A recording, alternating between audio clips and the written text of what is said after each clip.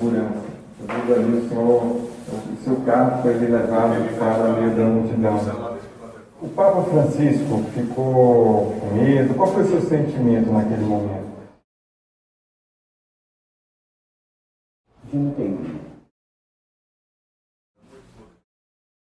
Sou inconsciente. Não é tenho medo. Minha história com religião, ela é bem antiga, né? Eu queria, para poder qualificar um pouquinho o que eu vou dizer, falar um pouco do meu background na religião e do meu background científico. Né? Eu sou psicólogo desde 2003, tá? Mas eu entrei na psicologia em 1990, quando eu tinha 16 anos de idade. E a minha grande dificuldade para concluir o curso é o fato de eu ter alterações na forma como funciona a minha atenção. Eu tenho hiperfoco, que é quando a sua atenção é mobilizada por um assunto e você não consegue desgrudar a mente daquele assunto. Você precisa estudar tudo relacionado a isso. É uma disposição mental que nem sempre funciona bem quando você tem uma prova e um conteúdo específico para estudar que não tem nada a ver com o que você está interessado no momento. Então eu demorei muito mais a me formar por causa do déficit de atenção com hiperatividade, né, que é um diagnóstico que eu tenho desde a juventude. Tá? Depois eu fui descobrindo que ele tem muito em comum com o autismo, que é um trabalho que eu abraço também desde a juventude. Eu trabalho há 26 anos, 27 esse ano, com autismo, desde 1993. Então eu comecei a trabalhar com autismo antes de ser psicólogo. Tá? E quando eu tinha mais ou menos 7 anos de idade, eu fugi da escola uma vez e a minha mãe ficou procurando por mim e me encontrou na Igreja Redonda, rezando, né? E ela disse, você é doido, minha mãe era até na época, né? Como é que você sai da escola e não avisa ninguém? Eu digo, mãe, eu tenho tanta fé que se eu me estender de braço aberto ali no meio daquela rua, o carro não passa por cima. Estou com 7 anos de idade. Graças a Deus eu nunca testei essa hipótese, né? Mas a minha mãe começou a desencorajar a minha relação com a religião porque ela tinha medo que eu levasse as últimas consequências, né? E a minha própria dispersão fez com que eu me afastasse da Igreja Católica antes da primeira Eucaristia. Não tinha chegado nem a me confessar quando eu me afastei. Eu já tinha sido batizado, principalmente por insistência da minha madrinha, que era uma pessoa que costumava me levar para a igreja todos os domingos. Ela levava muito a sério, né, a tarefa de me evangelizar, né? E era fazer uma catequese bem feita. Ela se colocava a essa disposição, né? E durante muito minha busca por Deus nunca cessou, na verdade. Eu saí procurando em muitos lugares. Participei de Hare Krishna, budismo e terminei me encontrando no sufismo, que é o esoterismo islâmico, durante mais ou menos 25 anos da minha vida, até Nossa Senhora me dar um peteleco no ano passado. Né? Eu estava já num momento distante, assim, de tudo, inclusive do próprio sufismo, da prática. Gosto sempre de ler, mas não estava mais tendo tempo, estou meio sem energia, estou ficando velho também, né? Estou com 40, fazer 47 esse ano. E, enfim, eu estava com menos disposição. E eu costumava rezar numa capelinha, lá no Iguatemi, a capelinha de Frei Lochaide, do Dom Lochaide, que é um franciscano. São Francisco era um personagem importantíssimo na minha vida, porque quando eu era pequeno, eu escrevi uma carta para salvar um pintinho, né, que estava morrendo, meu pintinho de estimação, né, e coloquei aos cuidados de São Francisco, dentro de uma gavetinha que tinha no oratório da minha avó. A cartinha sumiu, o pintinho ficou bom. Então, para mim, São Francisco tinha levado aquela carta, né? E aquela capela do Dom Lochaide, eu gostava de Dom Lochaide, eu gostava de São Francisco. Pegava meu tasbe, que é um rosário árabe, sentava ali na capelinha e ficava fazendo minhas orações em árabe, bem baixinho ali. Ninguém nem percebia que eu não era católico, né? Tava ali quietinho. E aí, uma hora eu pensei assim, como é que as pessoas adoram imagens? Aí eu olhei para Nossa Senhora e meu olhar cruzou com o dela. E eu senti uma doçura tão grande, assim, um acolhimento tão grande que eu fiquei com vergonha e baixei o olho assim, né? Aí, nessa hora, foi que eu acho que eu levei o peteleco, porque minha mãe resolveu pagar uma viagem para mim, comemorando 25 anos que eu vivo com a Fátima Dourado, que é minha esposa, presidente da Casa da Esperança. Nós nunca nos casamos, nem no católico, nem no civil. Foi um amor, assim, que aconteceu de dentro para fora. e a gente comemora o primeiro beijo, que é dia 8 de março. E a minha mãe resolveu, não, eu vou dar esse presente para vocês vão... E a gente sem grana, Casa da Esperança com dificuldade financeira, não tem importância, vocês vão. E fomos. Só que a ideia era ir para França, né, ter um jantar romântico e tal e tal. Não, nós fizemos uma peregrinação por Assis, Padova, Roma, né, e de volta Fátima, Portugal. E aí eu desci a tumba de São Francisco de Assis, foi uma das experiências mais profundas que eu já tive na minha vida. Né? E quando cheguei em Roma, eu esperava que se o Papa tivesse, eu recebia a bênção do Ângelus ali e voltava para casa. Que nada, era dia de missa. E era dia de missa de canonização. E era a canonização de uma santa brasileira. E a santa nasceu no dia 26 de maio de 1914, que é o dia do meu aniversário. Eu aprendi a ficar prestando atenção nessas coincidências. E desde que eu voltei, que eu não paro mais de frequentar a missa, eu me confessei, decidi que vou me casar no católico. E, enfim, é um novo ciclo na minha vida e eu não tenho medo de me reinventar. Tá? E a humanidade também não tem medo de se reinventar. Nós, como espécie, havia uma tribo, muito antes que a gente se reconhecesse como gente, né? Que acordava de manhã cedo, caçava animais, como nessa cena aí violentíssima, tá? Trazia o animal para casa, usava a pele, comia a carne, né? Depois copulava e ia dormir. E a gente sabe muito pouco sobre essa tribo porque ela se extinguiu completamente. Vocês pensaram que era a gente, né? Nós, homens primitivos, não somos nós. Nós somos uma tribo que conta histórias sobre a caçada. Nós somos a tribo que agradece aos deuses porque capturou aquele animal. Que pede desculpas ao animal por tirar sua vida. Que louva a Deus ou aos deuses, dependendo da civilização que você está, da cultura que você tem, pelo que você obteve. Tá? Nós temos registrado isso, as caçadas, como uma forma de facilitá-las. É como se com a nossa imaginação a gente produzisse resultados no mundo.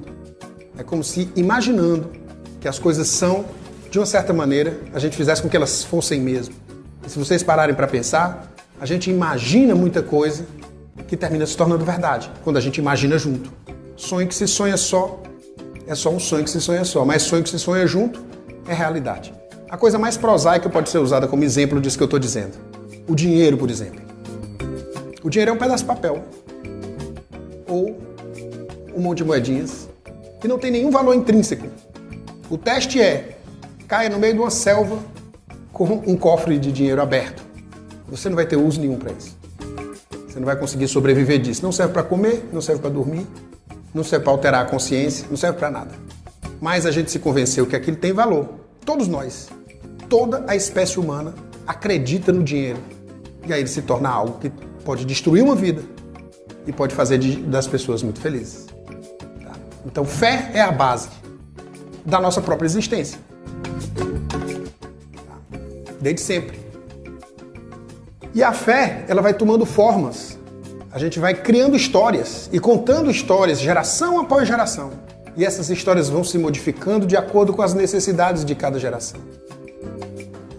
É uma atividade imemorial sentar-se para ouvir histórias que um homem mais velho vai contar, provavelmente porque ele viveu mais. E isso funciona, e funcionou durante milênios, antes da invenção da escrita, para manter uma série de hábitos que eram cruciais para a nossa sobrevivência. Tá. Aí, um país do Oriente Médio, uma mulher de pé, e as pessoas todas olhando para ela, para ouvir o que ela tem a dizer, ouvir as histórias que ela tem para contar. Tá. Aí, uma cena mais europeia, né? Todos os povos usam esse recurso. Nosso cérebro é adito a histórias. A gente pode consumir histórias lendo, a gente pode contar histórias falando, e o que a gente tem feito ultimamente é pagar um serviço de streaming para poder ouvir histórias e ver histórias o tempo inteiro quase. Tá? Então, o formato muda, mas a gente continua com esse, digamos assim, esse vício por histórias. O cérebro tem necessidade de fechar esse nexo contando histórias. Tá? E se a gente, por algum motivo, a história não tiver sentido, se ela for estranha, se ela for, sei lá, se ela não nos agrada, a gente inventa. Se tiver uma lacuna e a gente não souber o que aconteceu, a gente puxa uma intervenção divina, a gente puxa um anjo, a gente puxa um gnomo, a gente puxa um demônio, ou qualquer coisa que explique aquele pedaço que está faltando de sentido na nossa história. Tá? Então eu estou falando aqui de uma interseção importante. Essa foto eu escolhi por uma razão muito especial. Essa senhora também está contando histórias. Tá? E observe os olhos dessas crianças.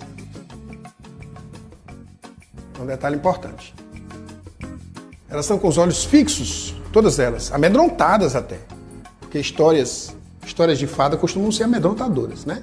Não sei se vocês conhecem as histórias de Grimm, as originais, elas são bem assustadoras. Elas são que nem essas versões que a gente tem hoje em dia, versões Disney, né? Por exemplo, a história da cigarra e da formiga não termina com a formiga sendo bondosa e deixando a cigarra entrar, apesar de ter passado o verão inteiro cantando enquanto a formiga estava trabalhando, né? A formiga termina dizendo para a cigarra: você não passou o verão cantando?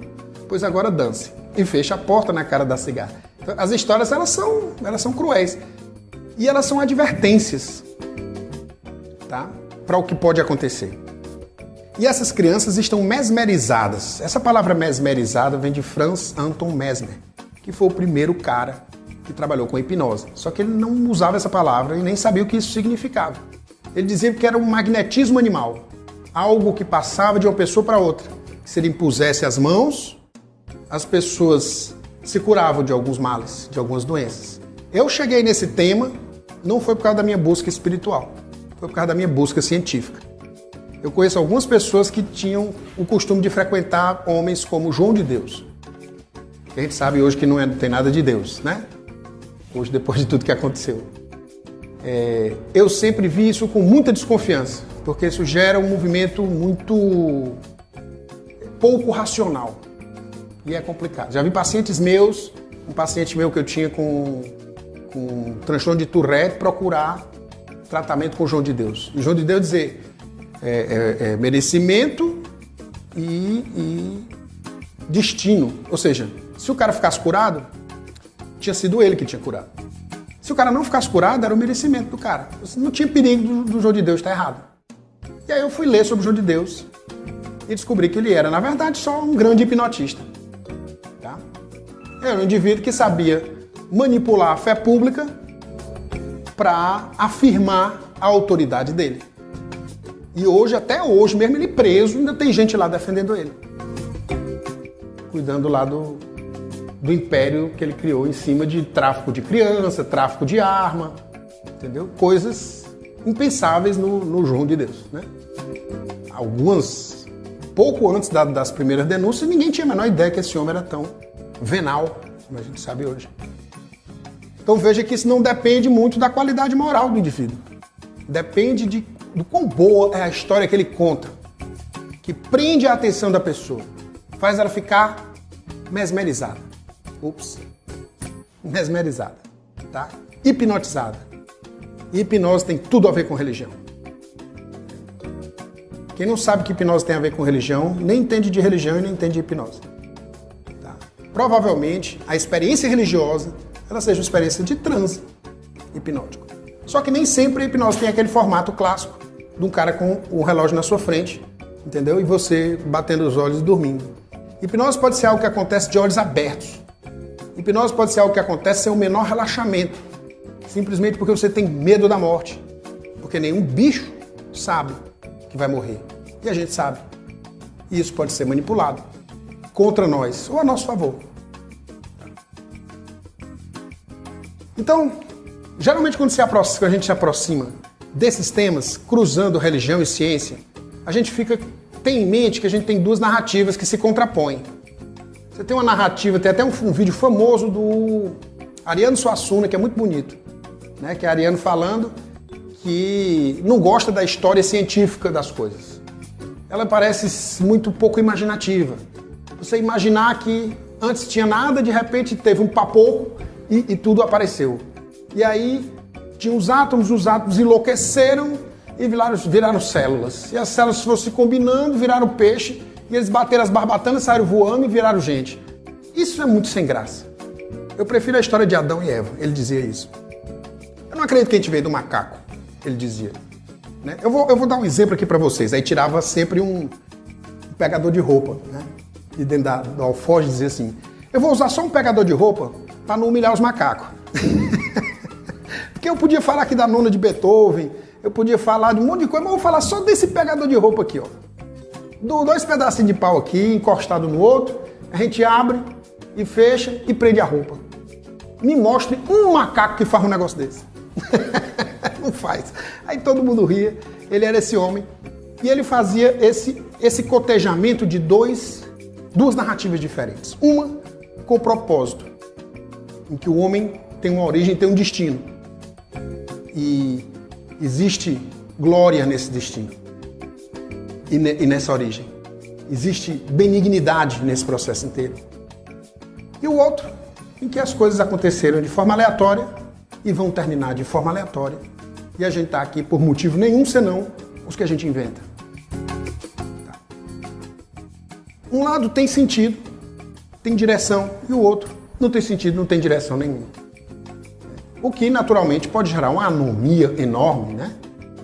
Ou não. Você vê tanto ateus que são hedonistas e que não pensam em ninguém, só pensam em si próprios, como você vê ateus que são pessoas conscienciosas, são pessoas dedicadas, são pessoas que, do ponto de vista do pecado mesmo, são pessoas que pecam muito pouco. Só venialmente, talvez, como todos nós.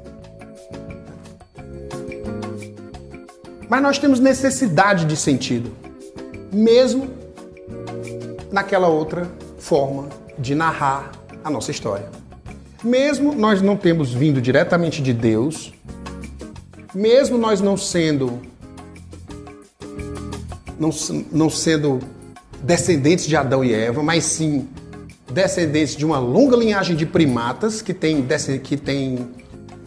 ascendentes em comum com os primatas subhumanos, tá? Mesmo nessa forma de contar a história, nós ainda temos muita necessidade de sentido e propósito. E sem isso, sem o sentido, sem o propósito, a gente simplesmente não evolui culturalmente. Porque se a gente evoluiu filogeneticamente para ter um cérebro, ontogeneticamente para ser quem nós somos, em grupo a gente evolui culturalmente também. E a gente tem culturas que são onde é mais pacífico viver, onde é inclusivo, onde o sujeito pode pecar e ficar vivo, digamos assim, onde a salvação dele depende dele mesmo e não de um Estado, né? Como, por exemplo, nos países islâmicos que apedrejam homossexuais, empurram os homossexuais dos prédios, né? Se a pessoa deixar de ser muçulmano, morre. Né? E você tem lugares que a cultura é permissiva, ela é inclusiva, ela permite que as pessoas tomem as próprias decisões, tá? E criem sentido, onde há mais liberdade, resumindo. Então existe evolução também cultural, tá? E aí tem uma coisa que eu gosto sempre, que é o Gênesis. Eu acho um livro muito rico, extremamente rico. Tem múltiplas interpretações que pode a gente ficar assim, horas falando sobre o Gênesis. Mas tem uma coisa que eu queria chamar a atenção hoje, que é os dois homens do Gênesis, como são criados.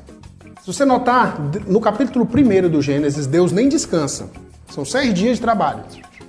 Só vai descansar no segundo capítulo. No primeiro capítulo, Deus diz, faça-se a luz, faça-se isso, faça-se aquilo, tudo no singular. E quando chega a vez de criar o homem, ele diz, façamos o homem. A nossa imagem e semelhança o façamos. Homem e mulher o façamos. Esse primeiro homem não é homem, nem é mulher.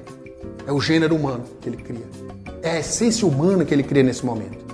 Porque só depois que ele vai moldar Adão do barro, só para a vida, fazê-lo dormir e tirar a Eva de dentro dele. No segundo capítulo ele faz isso. Essa é a segunda criação do homem. Por que ele contaria uma história 2 vezes? Porque ele está falando de 2 homens. Ele está falando do homem mítico e ele está falando do homem histórico. Ele está falando do homem essencial E ele está falando do homem que sofre a ação do tempo. E quando ele diz façamos o homem, por que ele usa o plural? Há quem diga que é porque ele estava falando em nome da Trindade. Há quem diga que é porque ele estava com os anjos. Há quem diga que ele estava usando o plural majéstico, como os reis referem-se a si próprios no plural. Eu acredito que não. Eu vi uma interpretação de um rabino. Eu não vou já lembrar o nome do culto judaico que ele faz parte. Hassidismo. Era um assídico, um rabino assídico. No século XIX. Ele disse o seguinte: Deus usa o plural quando cria o homem, porque ele convida o homem a criar-se junto com ele. Ele convida o homem a criar a si próprio e ele convida o homem a criar a Deus. Com o seu olhar. Então, para onde o homem olha e vê Deus naquilo, de lá ele recebe uma resposta. A partir dessa relação de parceria. Mas não é qualquer homem. Não é para qualquer homem que Deus diz, façamos o homem. É para esse homem universal. O segundo não. O segundo é falho, peca, né? A mulher vai lá, a serpente engana ela, ela volta e traz o fruto, o cara come e eles começam a conhecer a diferença entre o bem e o mal. O que é a diferença entre o bem e o mal?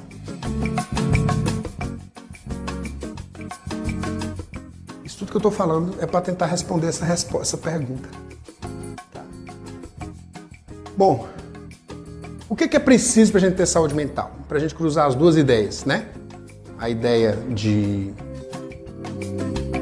religiosidade, de espiritualidade, com a ideia de saúde mental. Hoje a gente tem como comprovado que uma pessoa que tem uma fé, seja ela qual for, ela tem um funcionamento melhor do ponto de vista imunológico, do ponto de vista emocional, tá? Do ponto de vista cognitivo. E por que isso se dá? Tá? Porque saúde mental tem a ver com flexibilidade cognitiva, uma capacidade de adaptar os seus esquemas cognitivos às necessidades cambiantes da realidade. Tem a ver com integridade sensorial. Você tem que ser capaz de perceber o mundo como um todo. Tá? Porque a ideia do mundo que a gente tem é uma fabricação do nosso cérebro. Isso é estranho da gente ter em mente. Tá? Mas uma das perguntas que os físicos se fazem hoje é: como diabos existe uma realidade concreta? Uma vez que os átomos, os elétrons, são nuvens de probabilidade. A gente tinha a ideia do átomo como bloco de construção da realidade, porque o que nós vemos é sólido. Mas, na verdade, nós criamos um mundo sólido. Um exemplo para vocês entenderem. Se não existe nenhum animal vivo numa determinada floresta e uma árvore cai no chão, ela faz barulho? Sim? Não. Não. Porque barulho é como o nosso cérebro registra o deslocamento de ar. Só existe barulho se houver um ouvido ligado a um cérebro. Senão, existe apenas o deslocamento mecânico de ar provocado pelo choque mecânico da árvore contra o chão. Exato. E só é barulho porque é risco. Exatamente. Então, a partir da nossa necessidade, a gente cria o mundo. E a partir de um certo ponto, a gente começa a criá-lo simplesmente porque gosta de criar. Exatamente.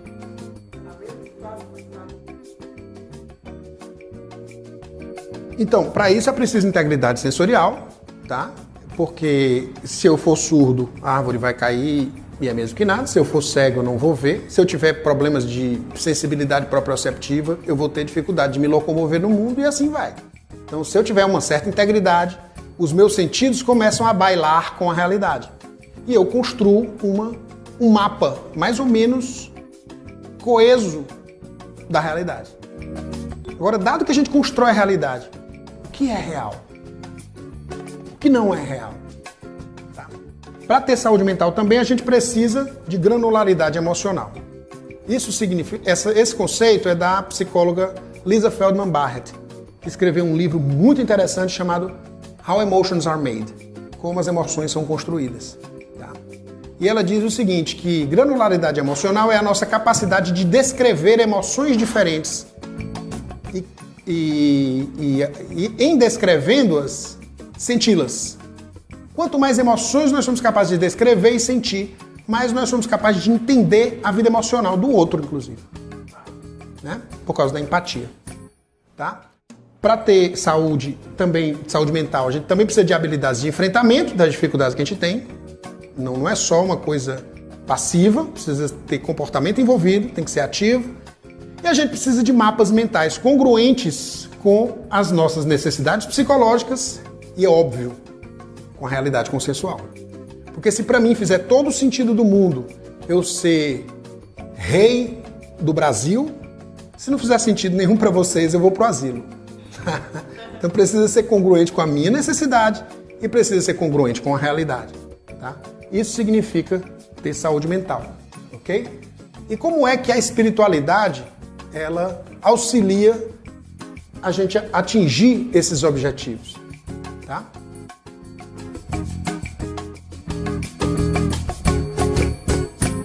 A espiritualidade é uma abertura para o mistério da realidade. É um reconhecimento do quão pouco a gente sabe. E uma fé de que aquilo vem de algum lugar que a gente não conhece. De que o sentido vai vir, ainda que ele ainda não tenha chegado. Eu não entendi ainda, mas eu tenho esperança de que eu vou entender. O Papa disse uma coisa agora na abertura que eu achei muito interessante. Na hora que ele chegou, eu tomei um susto, que pô, tem tudo a ver com o que eu vou dizer. Ele disse assim, eu sou inconsciente. Né? Isso num contexto em que ele estava querendo dizer que não ligava muito para a segurança. O que ele está querendo dizer quando ele diz eu sou inconsciente? Ele está dizendo assim, eu confio no meu inconsciente. Eu confio no que vai acontecer. Eu confio em Deus, em última instância. Porque se a gente fala em Deus e imagina ele num trono distante, a gente não se relaciona com ele. A gente tem que pensar nele pertinho. Por isso que a revelação cristã é tão importante.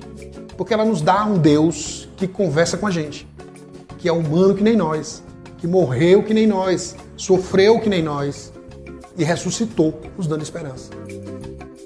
Então, esse é o nexo da religião cristã. E ela é muito antiga. Talvez ela venha antes do Cristo. Veja como são esquisitas as coisas, porque a gente conta as mesmas histórias, com nomes diferentes, há milênios. Provavelmente a formulação que nós temos hoje é simplesmente a formulação atual, o que no tempo de existência da nossa espécie corresponde a 2000 anos. Entendeu? De uma crença que circula desde a aurora da humanidade. Ok? A religiosidade é um outro estágio. É quando essa abertura para o mistério produz histórias produz uma narrativa que é canonizada, que nos dá segurança. Ela se transforma em algo, se você notar, a própria historicidade da Bíblia, né, você vê que eles são textos produzidos em lugares diferentes, por pessoas diferentes. Né? Por isso que não cabe a asserção que eu vejo algumas pessoas fazerem de que a Bíblia é a palavra literal de Deus. Da mesma maneira que não cabe dizer que o Alcorão é a palavra literal de Deus. Porque a palavra literal de Deus não existe, na verdade. Porque Deus não está no domínio do tempo. Deus está além do tempo, ele é transcendente nesse sentido. Então nós podemos dizer claramente, tranquilamente, que Deus não existe. Porque a existência é algo que sofre a ação do tempo. Se Deus está fora do tempo, ele é. Provavelmente a única coisa que é. Ser monoteísta é só reconhecer esse é, para além do tempo. E não reconhecer que tudo morre com o tempo. E assim seríamos ateus, se pensássemos dessa maneira. Essa é a grande diferença. Não é a ideia de se Deus existe ou se não existe. Porque isso leva a um debate muito pequeno acerca de Deus. Quem sou eu para defender Deus? O sujeito ataca Deus, faz um vídeo no Porta dos Fundos, esculhambando Jesus. Quem sou eu para defender Jesus? Porque se Deus quisesse, ele jogava um raio na cabeça daqueles caras e acabou. Não é ele que controla tudo? Não é isso que Deus quer da gente. Ele não quer que a gente saia defendendo ele. Ele quer que a gente encontre propósito na vida. Ele quer que a gente encontre propósito nas pessoas. Então, quando a espiritualidade ela se torna ancorada numa narrativa, ela se torna religiosidade. Ela se torna religião. Ela se torna dogma. Então, quando a gente tem espiritualidade, mas não está vinculada a religião nenhuma, como quando a pessoa diz, não, eu sou ecumênico, sou de várias religiões. Essa pessoa cai no risco de ser muito crédula e acreditar em qualquer coisa. Porque ela está com uma abertura para o mistério muito grande. E se você fica com a boca aberta esperando a maçã cair dentro, pode passar um passarinho, desculpe o perdão da analogia escatológica, e soltar um cocôzinho na sua boca. Tá certo? Você está aberto para qualquer coisa. Isso faz você vulnerável ao hipnotista de plantão, que vai chegar e dizer aquela coisa que parece mágica, como o João de Deus, e você vai entrar naquela filinha para receber a sua bênção. Que mal sabe você, vem da sua própria fé, vem do seu próprio comprometimento com o sagrado. E não do camarada que está lá fazendo aqueles passos místicos e tal, que se você acreditar, funciona. Mas funciona por causa da sua fé. Não transmite, a ciência não conseguiu comprovar a transmissão de nada de uma pessoa para outra, senão fé e conhecimento. Tá. Religiosidade sem espiritualidade já vem de você pegar esse texto, não considerar a historicidade dele, não considerar essa maneira maravilhosa com que ele foi concebido, através de pessoas inspiradas, em contato com esse mistério luminoso, entendeu? E dizer que aquilo é uma palavra fechada, interpretá-la literalmente e segui-la como se ela não puder, ela não pode ser modificada, portanto, então já é o outro extremo, que é a gente ficar preso no dogma. O dogma tem uma função, tal como a abertura para o sagrado tem uma função, mas se a gente vai muito para um lado ou muito para o outro, a gente perde contato com a fluidez do sentido. E aí a gente se torna cognitivamente rígido, emocionalmente rígido, e aí, traduzindo em miúdos, a gente se fanatiza. Né? A saúde mental vai pro brejo, né? Porque você tem uma verdade. Aí você vê mede todas as coisas por aquele critério de verdade. Exatamente.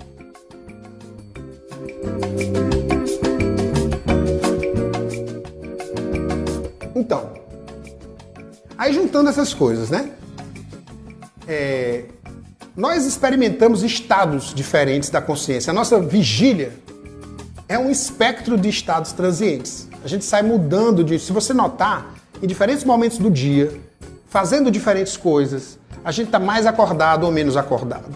A gente está disposto a determinadas coisas e está indisposto para outras. Tá? A sua atenção,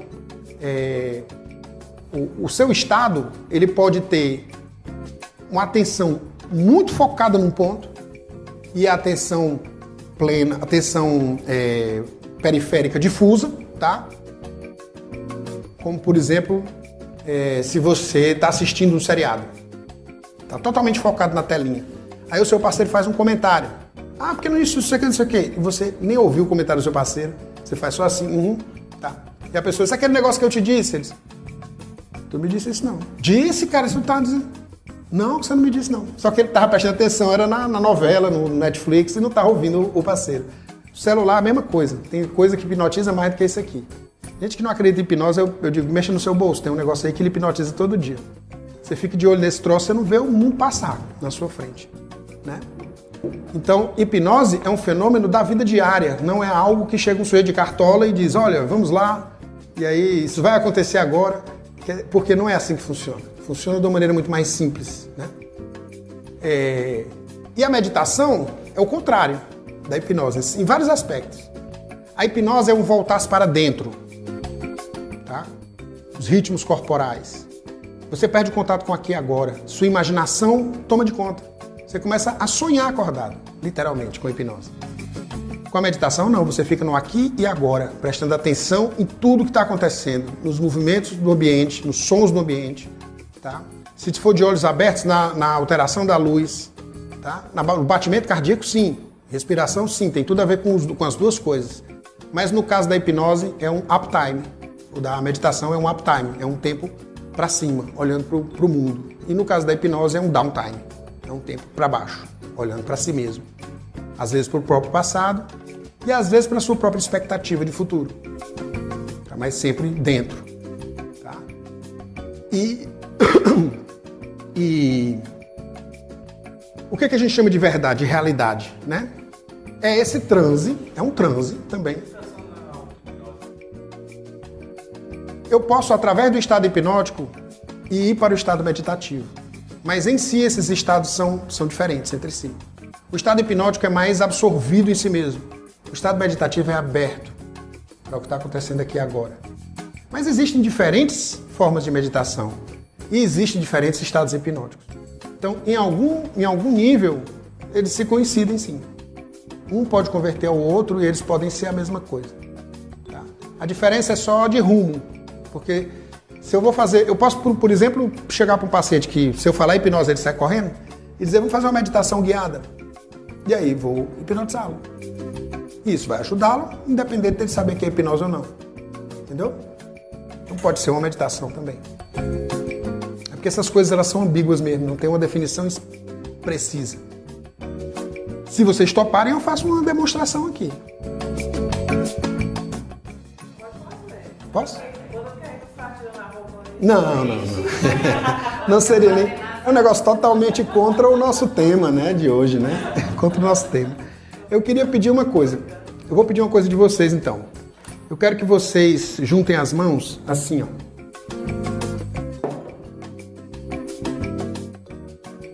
Todos. Tomem cuidado para as palmas ficarem tocando uma outra, tá? Isso.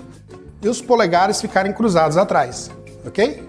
Confortavelmente. Agora eu quero que vocês separem os dedos indicadores, tá?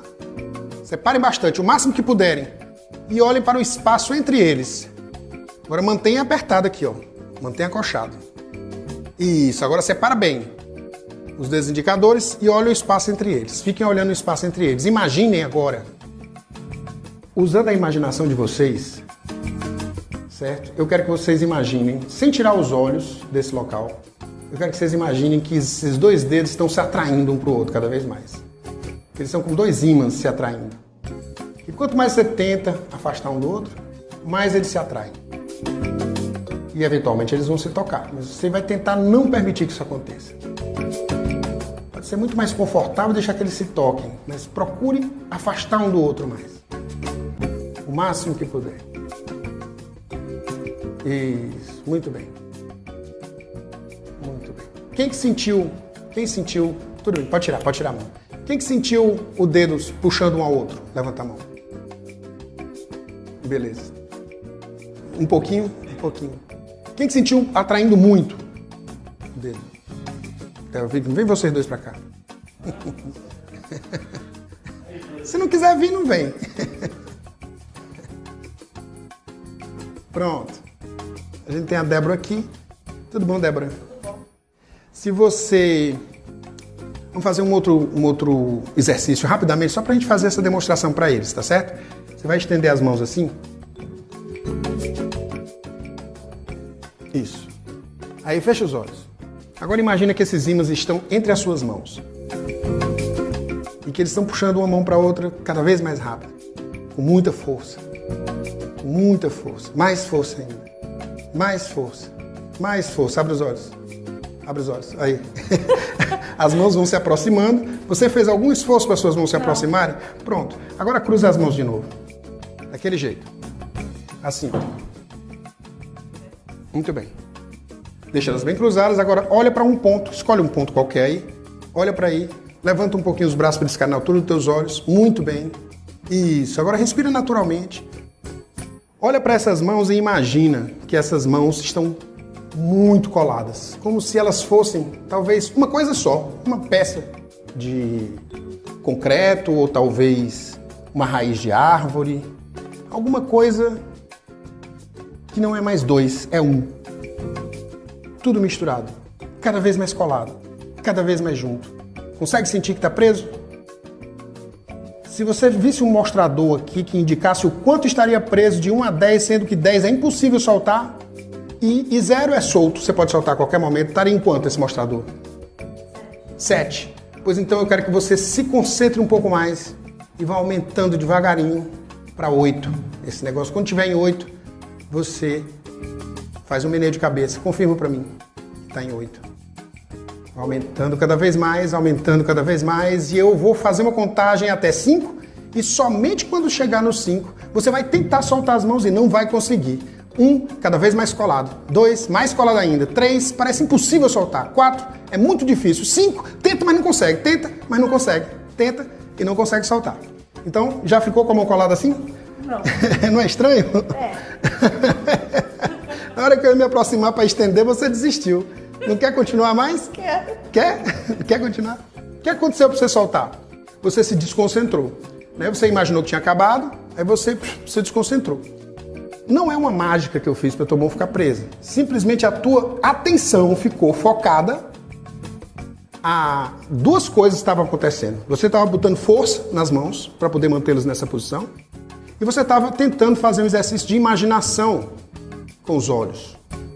Imaginando que era uma coisa só. Imaginando que estavam... O que aconteceu? Essas duas coisas na consciência, uma delas vai para o inconsciente. A mais simples. O esforço físico. Então daí o seu esforço físico ficou inconsciente. E você percebeu como uma outra pessoa segurando sua mão ou uma situação externa a você segurando sua mão. Minha mão está colada. A partir disso, pode sentar, porque senão a gente vai transformar isso numa apresentação de hipnose de palco. E não é o objetivo. Se eu tivesse conseguido te prender aqui, tinha dado certo. Mas só tem uma coisa que atrapalha a hipnose. O medo. Né? Se você ficar com medo, não acontece. Daí porque a hipnose não é esse bicho de 7 cabeças. Porque se alguém te disser, me dê sua carteira, você vai sair do transe imediatamente. É necessário uma relação de confiança para que isso aconteça. E é por isso que se pode fazer campanha pelo WhatsApp. Mais fácil. Porque não é a televisão que está filtrando aquela notícia. Entende? Não é uma agência de notícias que você pode culpar. É o teu amigo. É a tua mãe. É o teu irmão que te mandou um negócio. E parte daquele maná, parte daquela confiança que você tem naquela pessoa, você deposita naquela notícia. Daí porque se espalha fake news aí é doidado. Tendo a ver ou não com política. Né? Então, hipnose explica muito do que a gente faz com a nossa atenção. Onde a gente põe a nossa atenção e onde a gente engaja a nossa imaginação e a nossa fé. E eu sempre digo que o conhecimento, ele é libertador, porque ele é uma ferramenta para você controlar o mundo. E a fé, ela é uma forma de você ser controlado. E é necessário que você seja controlado. Por isso que é necessário que nós tenhamos fé. Mas é também por isso que a gente precisa escolher muito bem em que a gente tem fé. Se a gente tiver fé na coisa errada, a gente vai ser levado a fazer coisas erradas também. Tá? Porque mais de 90% da nossa vida é automática. Teve uma situação que mudou para sempre a história da psicologia, que aconteceu num show de hipnose de palco, com o Sigmund Freud presente. Um camarada estava fazendo um show de hipnose, ele tirou um voluntário, como eu tirei aqui a Débora. Esse voluntário estava sentado numa cadeira, ele pegou um guarda-chuva e soltou no chão, num teatro fechado, tá? E disse assim: quando você abrir os olhos, você vai ficar com vontade de pegar aquele guarda-chuva no chão e abrir o guarda-chuva imediatamente. É a primeira coisa que você vai fazer quando você abrir os olhos. 3, 2, 1, abre os olhos. O cara abriu os olhos, olhou pro guarda-chuva, foi lá no guarda-chuva, pegou e abriu. Aí ele disse: vem cá, por que você pegou esse guarda-chuva? Aí ele olhou para um lado, olhou para o outro, estava tudo fechado e disse: porque pode estar chovendo lá fora e eu estava só testando para ver se ele está funcionando. Aí botou ele de volta fechado e botou ele, trancou lá e sentou. O que ficou claro aí? Não foi por causa disso que ele abriu o guarda-chuva, foi por causa da sugestão do hipnotista. Mas como ele não sabia, ele não lembrava da sugestão do hipnotista, ele imediatamente inventou um motivo para ter aberto, que fazia sentido para ele e para qualquer pessoa da plateia que não tivesse visto a sugestão. Entende? Então, porque você perguntou por que a gente tem que ser controlado. Porque boa parte do que a gente faz pelo hábito e por automatismos, e a gente arruma motivos para ter feito depois. É só você perceber o quanto é difícil deixar de fumar. Ou largar um mau hábito que você tem. Tá? Seja qual for esse mau hábito. Ou o quanto é difícil você fazer uma coisa que vai lhe trazer frutos daqui a 20 anos. Mas não agora. Agora é chato de fazer. Entendeu? Você precisa de algo que automatize a sua relação com o que é chato. Por isso que você precisa de ser controlado. Você precisa ter fé que se você for uma boa pessoa, e mesmo se ninguém estiver olhando, você fizer uma coisa ruim com alguém, Deus está vendo. Essa é uma forma de controle. Mas é uma forma necessária de controle. Porque se você achar que em algum momento você fica só, você pode fazer o que der na sua telha, aí você entra naquele dilema ético do homem invisível do Platão. E muita gente, se vê na posição do homem invisível, simplesmente se torna um psicopata. Né? Porque já são psicopatas. De fato. E isso é o que a gente gosta de acreditar, né? Porque a gente quer se ver muito diferente de um psicopata. Mas nós somos animais muito agressivos às vezes. Tão agressivos quanto esses psicopatas. Às vezes mais. Só que a gente tem um motivo para ser assim. É para defender minha família. É para defender o meu país. É para defender o meu celular. É para conseguir o celular do outro, porque eu não tenho. Entendeu? A gente tem sempre um motivo. Mas a barbaridade é a mesma.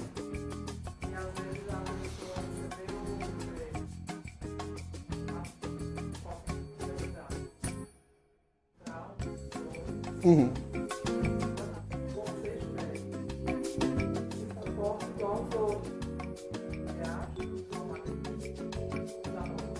Sim.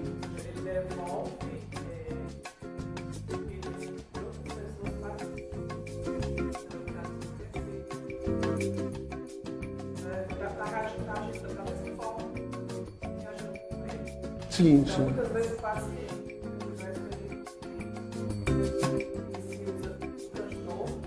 eu posso. Uhum. Né? Por exemplo, dá um exemplo. Autista leve, John.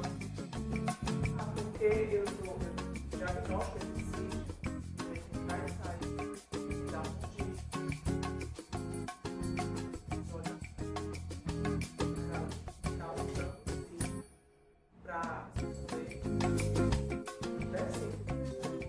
Ele está criando uma situação, às vezes, complicada para ele, de hábito, né? Porque... ele justifica, não, eu posso. Uhum.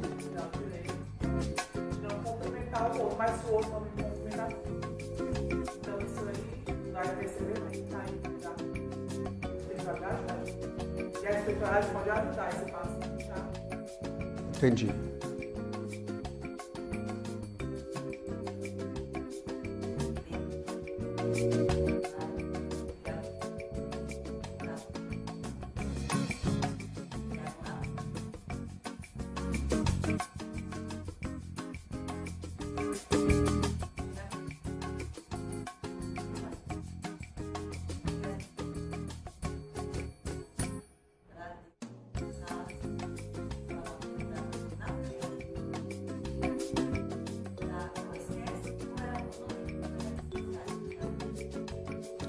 Eu preciso que faça sentido. Eu não acho que você acha, porque você não disse bom dia ou boa tarde, você está com a sua espiritualidade comprometida. Eu não acho isso. Eu acho que se fizer sentido para você, exatamente. Eu acho que é por aí. Depende do motivo. Né? O que você está trazendo é que se a pessoa assim, conscientemente disser eu não tenho o dever de fazer isso, porque eu sou especial, eu sou diferente das outras pessoas. Eu preciso de um tratamento extra por causa da minha dificuldade.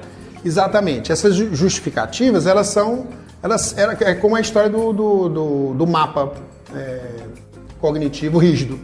Né? E você não atualiza o mapa para ele dançar com a realidade. Ele fica ali preso e você não se movimenta. Né? Então isso aí é problema mental. Meu problema com esse... Pois é.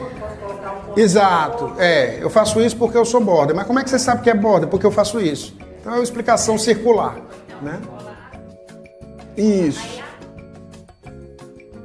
Exato. Só por você ter nascido, você não tem o direito de prevalecer.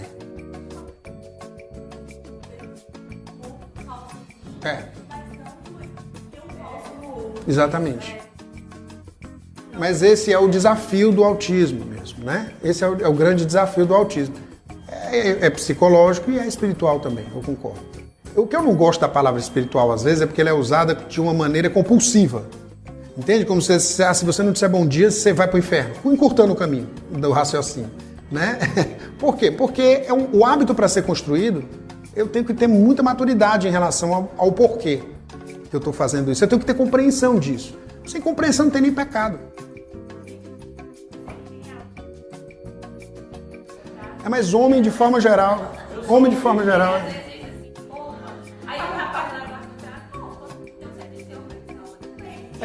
Opa significa bom dia como você está, né? Não, é a mesma coisa, é equivalente funcional. Cara, se o cara disser assim, como você está, você não vai responder como você está, você vai dizer oi, né?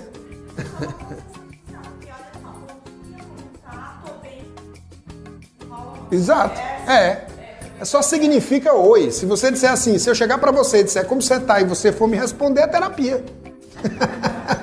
Não é mais cumprimento. Tá bom? Vamos adiante.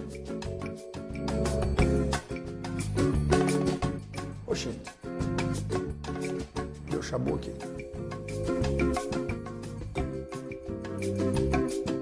Vai já cobrar os cliques tudinho de volta.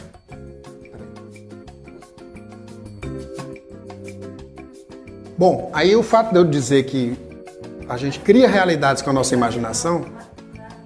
Não, já deu. O fato de eu dizer que a gente cria realidades com a nossa imaginação não é aquela história do segredo, que se você pensar num carro, você pensar no carro que você quer, ele aparece na sua garagem. Tá? Não é assim que funciona.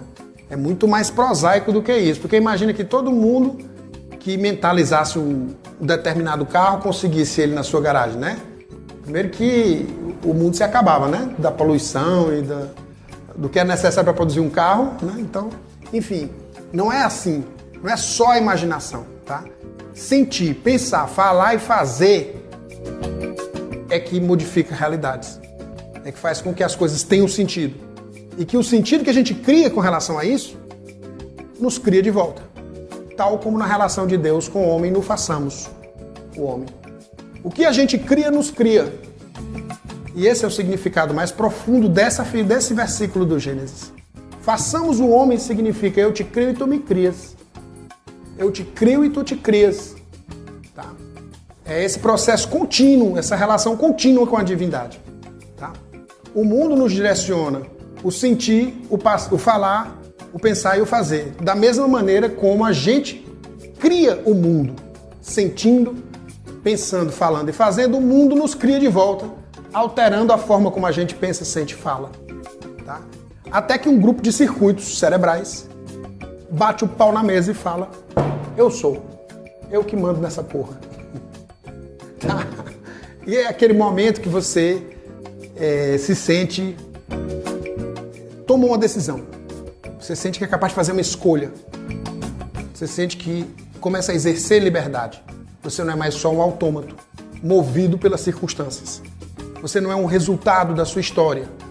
Você não é um resultado das suas condições socioeconômicas. Você é alguém que faz escolhas.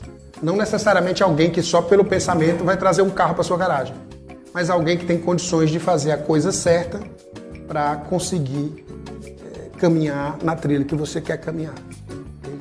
Quando você se aproxima da espiritualidade, isso fica mais fácil. Quando você se aproxima da religiosidade, isso se torna factível, porque a gente elabora uma comunicação. Toda religiosidade, toda espiritualidade é uma comunicação com o inconsciente. E o Papa Francisco colocou muito bem no começo: eu sou inconsciente. O que significa eu sou inconsciente? Eu estou conversando com uma dimensão desconhecida de mim mesmo. A minha consciência responde por 5 a 10% do que eu faço, do que eu penso, do que eu sinto. O resto é inconsciente. A gente não sabe exatamente o que nos fez vir até aqui hoje. Se eu perguntar para vocês, vocês vão me dizer. Mas tem vários outros motivos que vão ter escapado da consciência de vocês. Tal como aquele rapaz que pegou o guarda-chuva e abriu. E ele tinha um bom motivo para abrir o guarda-chuva, testar. Porque se estivesse chovendo lá fora, ele rapidamente poderia abrir o guarda-chuva e saberia que ele está funcionando, né? Então nós somos assim. E quando a gente toma a decisão de ter controle sobre essas coisas, é importante estabelecer uma relação com o seu inconsciente, para que você possa ter algum controle dos seus automatismos. E esse é o processo espiritual e religioso. É porque é através de símbolos que você se comunica com o inconsciente. E símbolos, eles sempre são ambíguos. Eles nunca têm significado fechado. Tá? Porque, por exemplo, Jesus é Adão, num certo sentido. Tá? Ambos são filhos de Deus, né? No sentido mítico da Bíblia. Tá? Esqueci que essa bateriazinha acabou. Ou não? Não.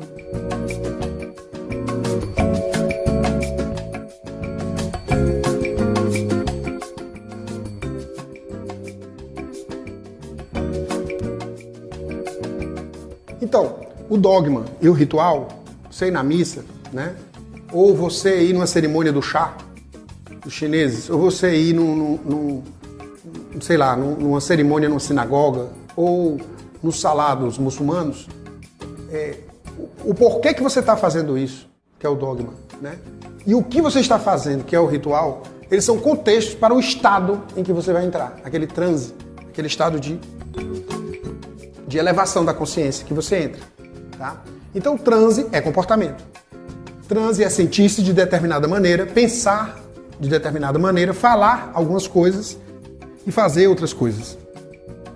E as regras, os dogmas, são a conserva cultural resultante dessa explosão criativa. Então, você tem primeiro um movimento no sentido de imaginar que o sol que está nascendo dentro de você, é um Deus que está iluminando o mundo, tá? Que está numa guerra eterna com o outro Deus das trevas, que é como o primitivo pensa acerca das coisas. Ele nunca pensa que são astros, né? Que a Terra é redonda, girando em torno de... Não, ele vai pensar as coisas conforme elas são vividas por ele. Tá? Essa forma inicial, anímica, ela vai se modificando e a gente tem as diversas religiões. Tá? E com isso eu estou querendo dizer que o homem criou Deus e não o contrário? Não.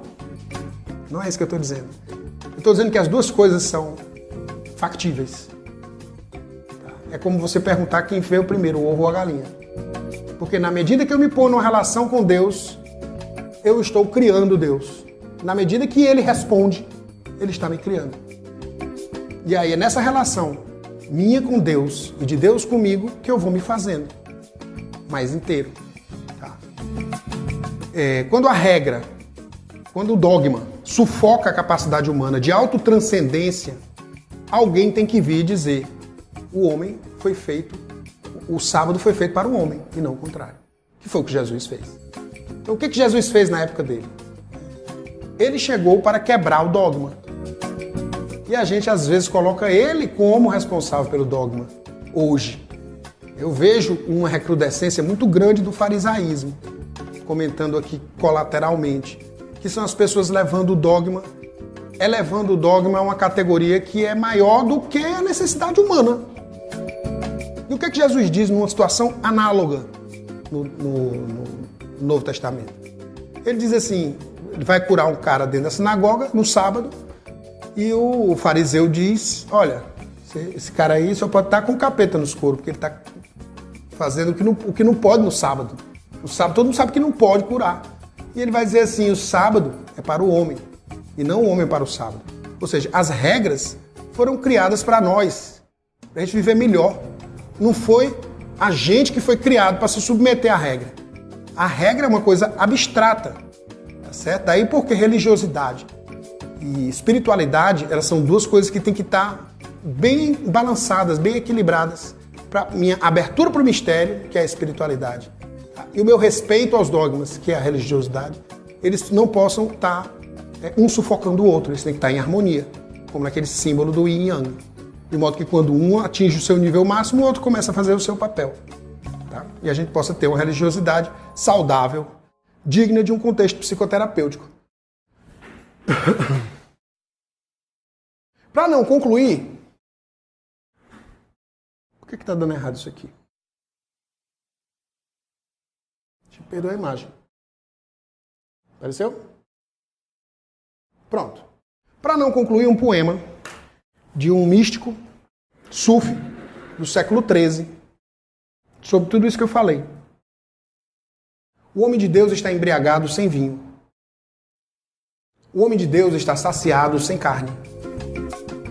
O homem de Deus está aturdido e perplexo. O homem de Deus não tem comida nem sono. O homem de Deus é um rei sob um manto de retalhos. O homem de Deus é um tesouro em uma ruína. O homem de Deus não é do ar nem da terra. O homem de Deus não é do fogo nem da água. O homem de Deus é um mar sem limites.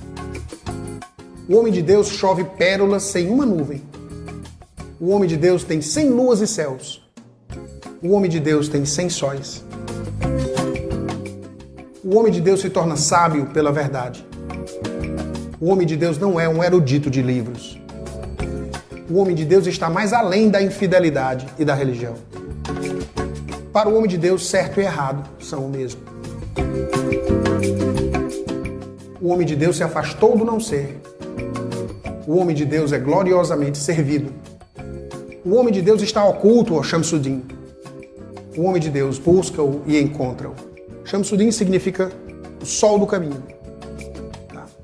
E buscar o homem de Deus. O que ele está se referindo aí ao homem de Deus? Para mim, o homem de Deus a que ele se refere é o da primeira criação do Gênesis, no primeiro capítulo.